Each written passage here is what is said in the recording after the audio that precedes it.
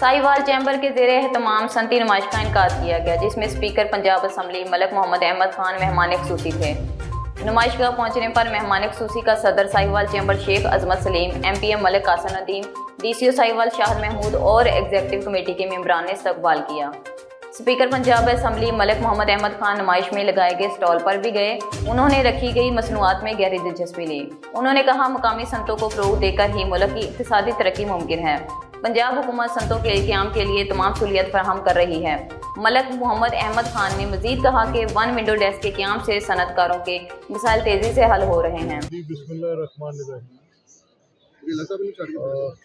मैं आप सबको इस बात पर मुबारकबाद पेश करता हूँ कि एक बड़ी शानदार एक्टिविटी है। मुझे जब खालिद साहब की तरफ से ये दावत मिली तो अब मेरे ज़हन में ये नहीं था कि साहिवाल इतनी ज़बरदस्त तरीके से ग्रो कर रहे हैं। यहाँ पर इस नुमाइश में आके आपकी चैम्बर ऑफ कॉमर्स का इंटरेस्ट देख के, आपके बिजनेसमैन का, आपके मैन्युफैक्चर का इंटरेस्ट देख के मुझे यकीन है कि अगर इसी नोयत से ये कारोबारी हजरात अपने बिजनेस को फॉर वेल्थ जनरेशन ही की है आज के दौर में। आज मुल्कों की मईशत कारोबारी अफराद के हाथ में है।